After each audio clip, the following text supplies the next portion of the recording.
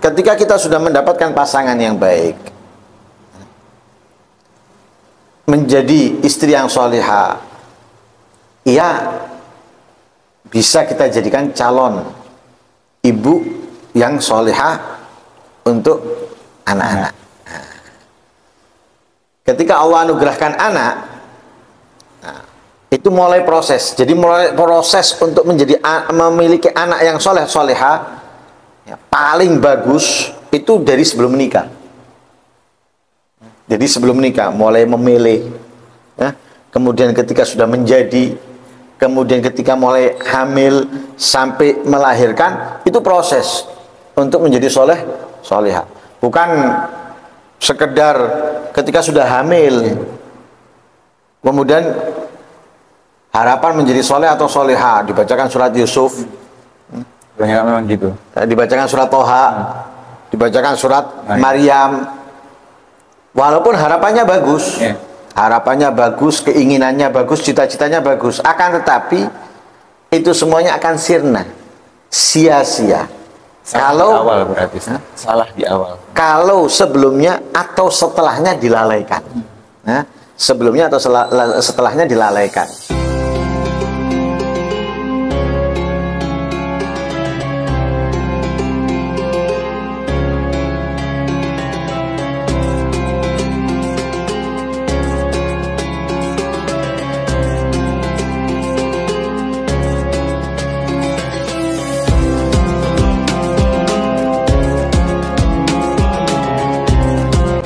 Assalamualaikum warahmatullahi wabarakatuh. Bismillah, alhamdulillah, wassalatu wassalamu ala rasulillah sayyidina wa maulana Muhammad ibni Abdullah wa ala alihi wa sahbihi wassalam.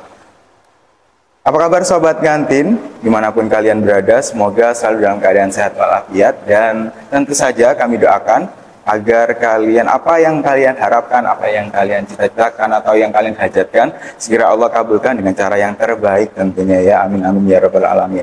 Dan kembali lagi bersama saya Ahmad Syauqi dalam channel Majelis Al Ibadat dan dalam program Kantin Habaib, kajian rutin bersama Habib. Dan kali ini kalau sudah kantin tayang, pasti ada pembahasan yang seru dan menarik untuk kita bahas secara tuntas. Tentu saja saya tidak sendirian, saya bersama narasumber Al Habib Hadi bin Segaf Asegaf. Dan sebelum kita membahas secara mendetail apa yang kita bahas pada episode kali ini, kami ingatkan kembali untuk kalian agar selalu mendukung channel Majelis Al Ibadat menjadi channel favorit kalian.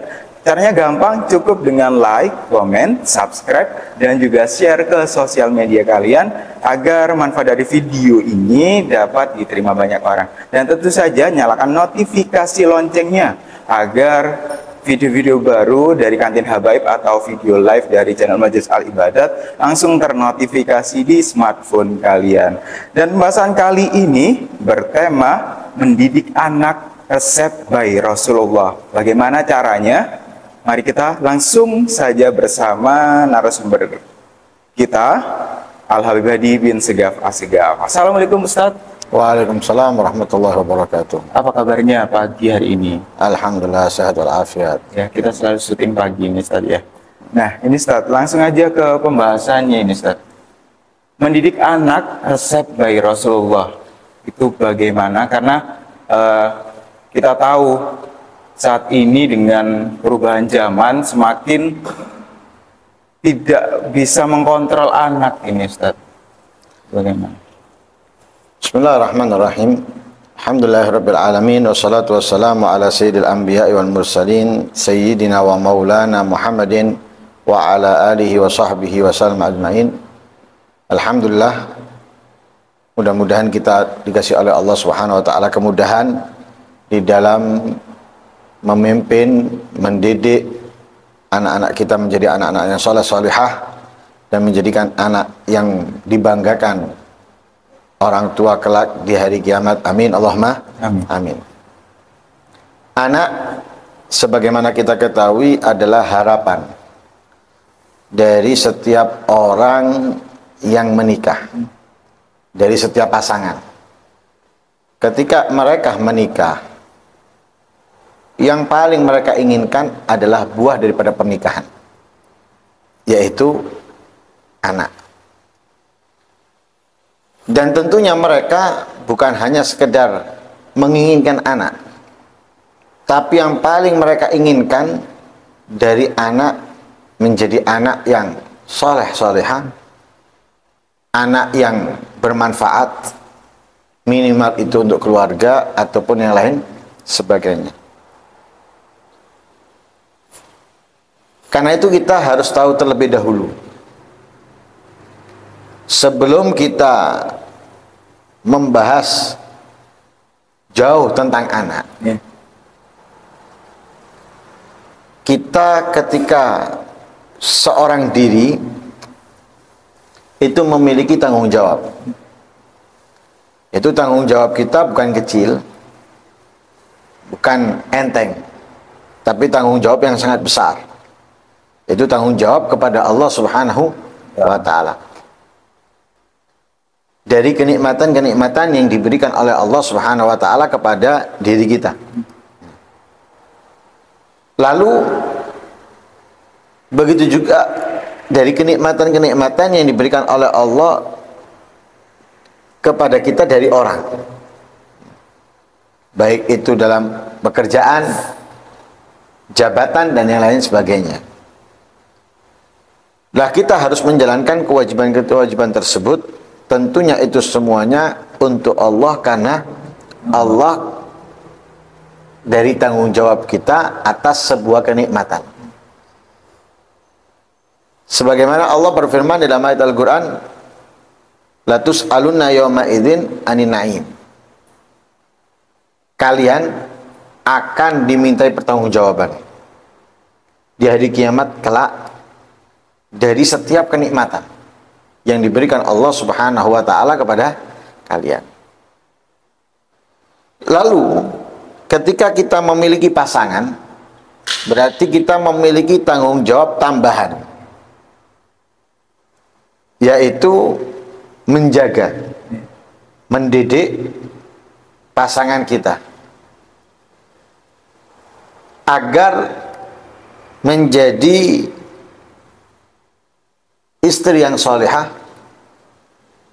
Tentunya nantinya bila Allah Subhanahu wa Ta'ala anugerahkan anak, menjadi ibu yang baik untuk anak-anaknya.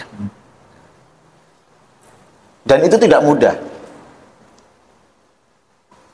Selain kita menjalankan kewajiban kita kepada Allah dalam ibadah ataupun dalam menjaga kenikmatan, kita juga harus memerhatikan, menjaga, mendidik pasangan kita. Dan itu berarti memiliki double tanggung jawab. Dengan itu, sebelum kita menginginkan anak yang soleh solihah, anak yang bermanfaat, terlebih dahulu kita harus memilih pasangan, mendidik pasangan menjadi calon ibu dan sekolahan pertama untuk anak-anak kita. Mungkin di beberapa kantin habaib yang lalu pernah kita bahas tentang kesembronoan dalam mencari pasangan. Asal pilih. Ngelihat cantik, ngelihat body, ngelihat warna kulit, diambil. Tanpa melihat akhlak, tanpa melihat agama, dan yang lain sebagainya. Padahal Nabi bersabda di dalam hadisnya, perempuan itu dinikahi karena empat. Empat itu diantaranya adalah ad-din, agamanya. Dan Rasulullah menekankan, fakhtar bidzatid din. Nabi menekankan, pilihlah perempuan yang memahami, memegang agama. Gunanya meringankan tugas, meringankan beban tanggung jawab kita kelak. Lah kalau kita asal pilih, ini akan menjadi sulit tugas kita ke depan. Mendidik dia sebagai agar menjadi istri yang solehah, atau bakal ibu yang soleha untuk anak kita ini berat buat kita. Karena itu kita jangan asal pilih, jangan asal comot, ngambil hanya terlihat lahirnya saja, fisiknya saja, kemudian kita jadikan ia pasangan. Lalu ketika kita sudah mendapatkan pasangan yang baik, menjadi istri yang soleha, ia bisa kita jadikan calon ibu yang soleha untuk anak-anak. Ketika Allah anugerahkan anak, itu mulai proses. Jadi mulai proses untuk memiliki anak yang soleh soleha, paling bagus itu dari sebelum menikah. Jadi sebelum menikah mulai memilih, ya. Kemudian ketika sudah menjadi, kemudian ketika mulai hamil sampai melahirkan, itu proses untuk menjadi soleh soleha. Bukan sekedar ketika sudah hamil kemudian harapan menjadi soleh atau soleha, dibacakan surat Yusuf, Banyak memang gitu. dibacakan surat Toha, dibacakan surat Maryam. Walaupun harapannya bagus, harapannya bagus, keinginannya bagus, cita-citanya bagus, akan tetapi itu semuanya akan sirna, sia-sia. Kalau awal berarti salah di awal. Kalau sebelumnya atau setelahnya dilalaikan, sebelumnya atau setelahnya dilalaikan. Karena itu ketika sebelumnya dilalaikan, bisa masih mengejar ketertinggalan di saat itu dan untuk setelahnya. Tapi kalau sebelumnya dilalaikan, setelahnya dilalaikan, itu sulit untuk memiliki anak yang soleh, solehah. Padahal mereka adalah tanggung jawab yang besar. Jadi Allah untuk setiap orang tua, bukan hanya punya anak, kesempurnaan bagi pasangan. Nah, bukan hanya itu. Nah, kesempurnaan dalam pasangan itu ketika memiliki keturunan yang soleh, soleha. Karena itu prosesnya panjang. Ya, proses untuk memiliki anak yang soleh soleha itu sulit, berat, dan panjang. Nah, dari sebelum menikah sampai setelah menikah, waktu hamil sampai setelah, itu harus semuanya diatur, terdidik kedua orang tuanya dengan apa yang diperintahkan oleh Allah dan Rasulnya. Nah, kalau orang tuanya, ya, bapak ibunya, ayah, ya, ibunya, kemudian suami dan istri ini menjalankan kebaikan, ketaatan, kewajiban, kesunahan yang disunahkan oleh Rasul Shallallahu Alaihi Wasallam. Kemudian saat hamil menjaga, ya, kehamilan tadi itu dengan apa yang diajarkan oleh Rasulullah, menghindarkan makanan yang haram dan yang lain sebagainya. Kemudian ketika lahir dijaga pendengaran anak itu dari pendengaran yang buruk, ya, daripada riba dan yang lain sebagainya. Kemudian diperlihatkan kepada anak tersebut itu tontonan-tontonan yang baik dari orang tuanya ataupun di luar orang tuanya, insya Allah bisa dan mudah menjadikan mereka adalah anak yang soleh solehah, yang bisa membanggakan kedua orang tuanya kelak di hari kiamat. Berarti kita beda satu-satunya.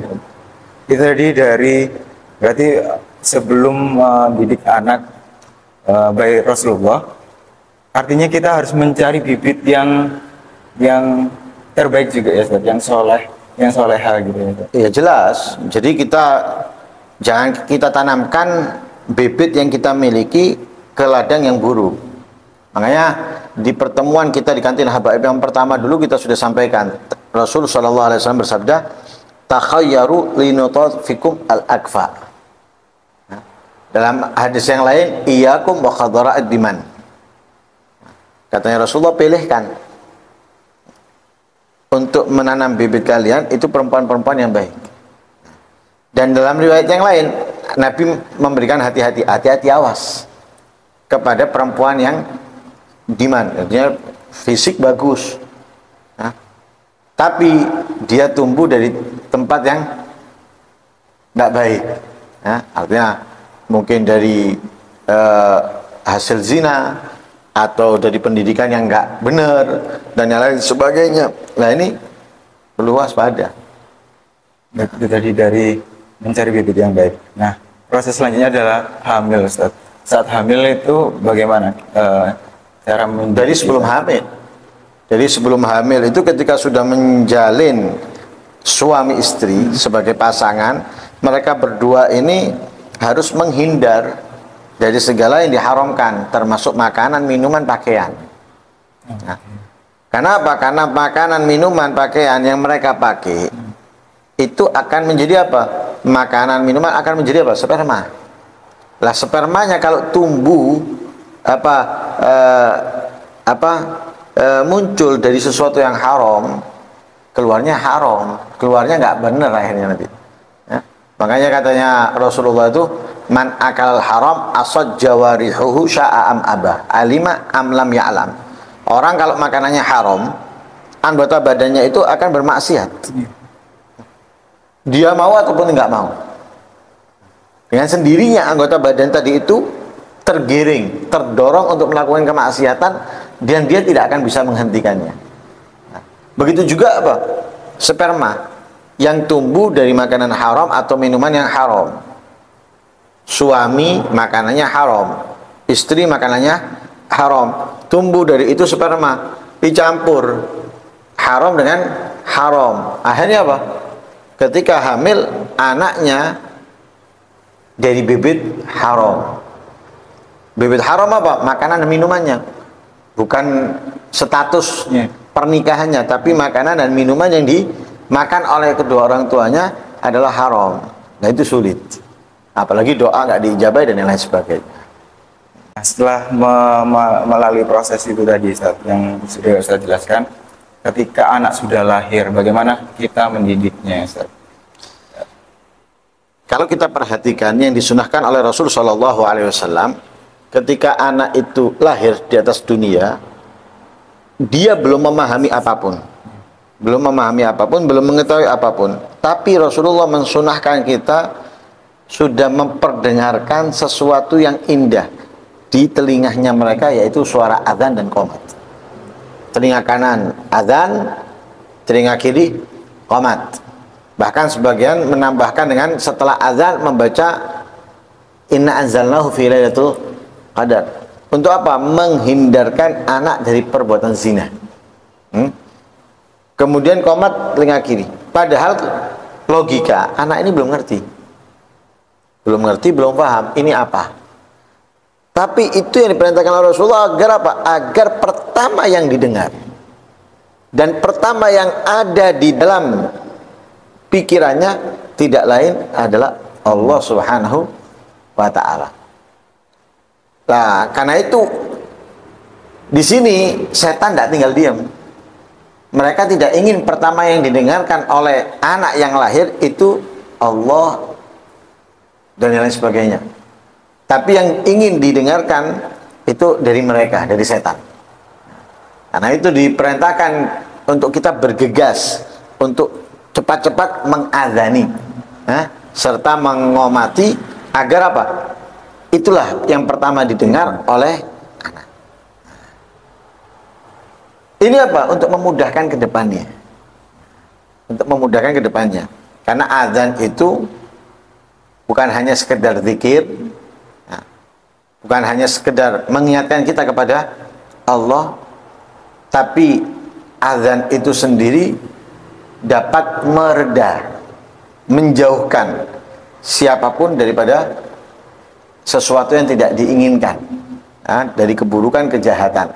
Nah, kalau ada orang yang marah-marah atau anak yang nakal, itu dianjurkan untuk diadzani supaya apa? Menghilangkan apa yang ada di dalam dirinya. Nah, itu dari proses bayi, jadi kita harus mendengarkan hal-hal yang baik tentunya untuk anak kita ke depannya.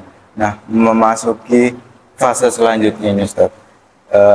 Ya di kisaran umur 3 tahun mereka kan sudah sedikit mengerti. Itu apa yang harus kita lakukan?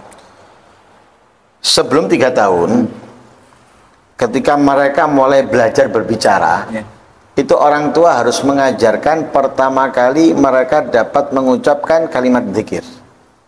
Allah, Allah. Nah, itu yang pertama harus diajarkan orang tuanya. Bukan ayah, ibu, bukan makan, minum, atau susu. Tapi pertama yang perlu diajarkan orang tua kepada anaknya untuk berbicara, hendaknya anak itu pertama kali ia berbicara adalah mengucapkan kalimat tauhid atau la ilaha illallah atau lafzul jalalah Allah. Itu pertama.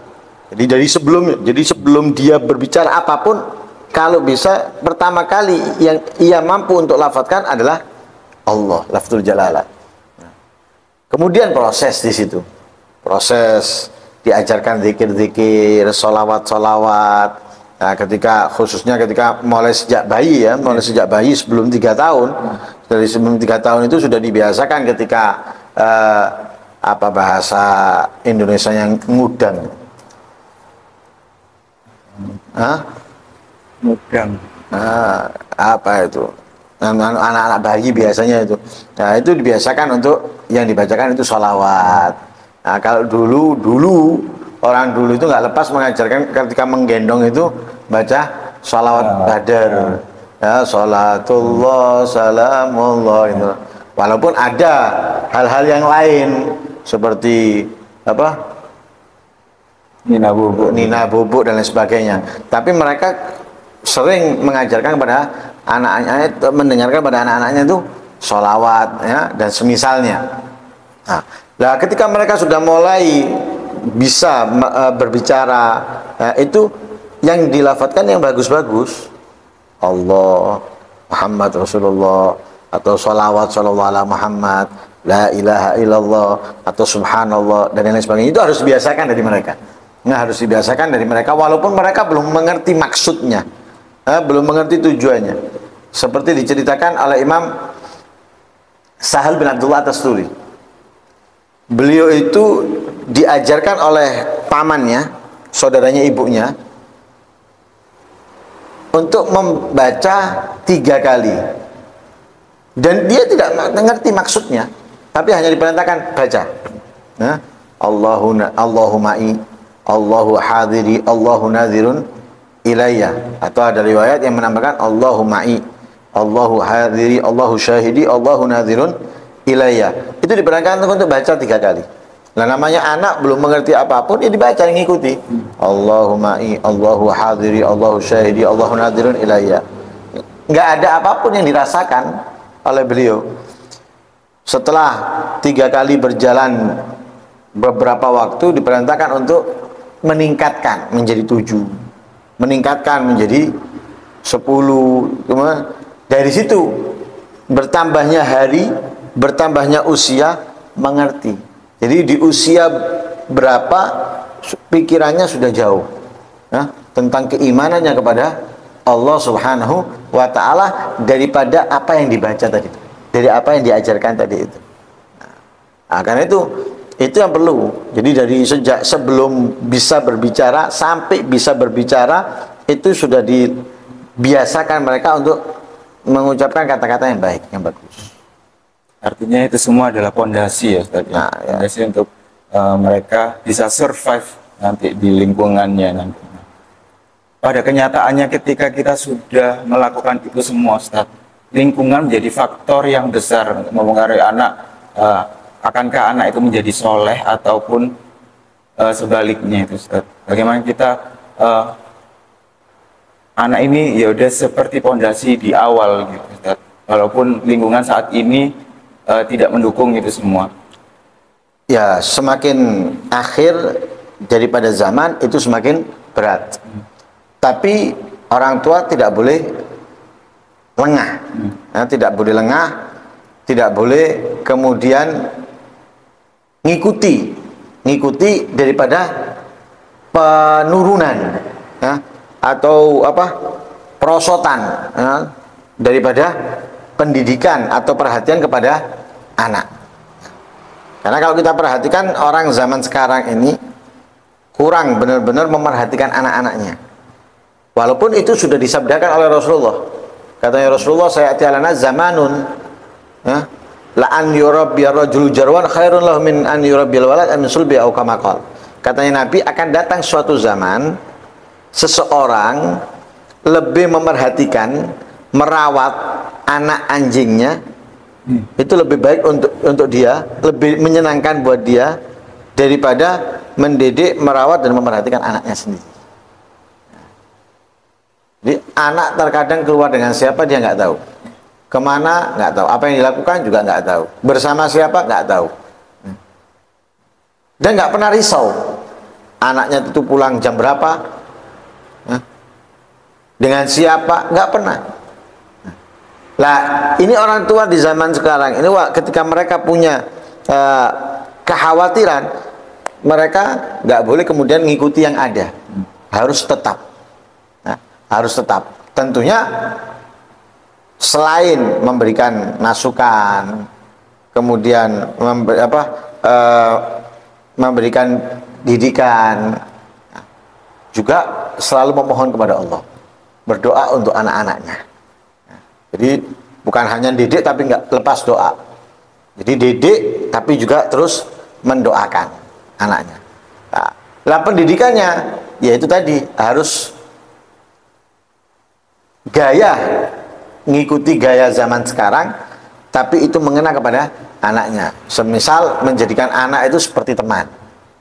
Anak itu diajak ngobrol, anak itu diajak berpikir lebih jauh, agar mereka nanti bisa memiliki pendirian, ya, dan tidak terkontaminasi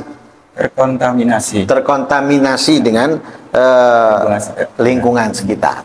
Dia tetap aman, dia punya pendirian yang kuat. Nah itu tadi, berarti kadang kita nggak tahu anak kita kalau di lingkungan kita bisa mengkontrol, tapi kalau sudah di luar kita nggak bisa mengontrol gitu. Bagaimana kita memilihkan lingkungan kepada anak-anak kita, karena kita tahu sekarang benar-benar walaupun di sekolah pun itu nggak menjadi jaminan anak itu terdidik, ya. Karena kita dengar aja banyak pelecehan atau kegiatan-kegiatan yang ini bukan untuk anak gitu. Ya tentunya itu semuanya tetap nggak lepas dari pendidikan. Makanya pendidikan itu sangat penting. Jadi benar-benar harus kita tanamkan sekuat-kuatnya pendidikan itu kepada anak. Ketika anak itu memiliki pendidikan yang kuat, prinsip yang kuat, insya Allah kalaupun terjadi, mereka bisa menolak, mereka bisa menghindar, sehingga tidak terjadi kepada mereka, ya, tidak terjadi kepada mereka. Tapi kalau kita kurang menanamkan pondasinya, ya, pondasi pendidikan kepada mereka kurang, ini mudah hanya terbawa ombak. Yeah. Untuk menolak sulit baginya. Kenapa? Kurang tertanam, ya, kurang kuat tanaman yang kita tanamkan. Tapi kalau kuat tanaman yang kita tanamkan kepada mereka, insya Allah untuk mencabut mereka dari hal-hal yang tidak kita inginkan sulit. Tapi tetap kita harus terus menanamkan kepada mereka hal-hal itu. Bukan kemudian kita lepas begitu saja. Walaupun mereka berada di pesantren, walaupun mereka ada di sekolahan dan yang lain sebagainya, tetap kita harus mengontrol dengan siapa dia duduk, apa yang dia dapat. Kita harus terus menggali. Jadi komunikasi antara orang tua dan anak itu sangat diperlukan. Nah sementara ini kan kalau kita perhatikan komunikasi antara orang tua sudah nggak ada, ya, dengan anak. Karena sibuk dengan gadgetnya masing-masing. Dengan gadget, dengan pekerjaan dan yang lain sebagainya.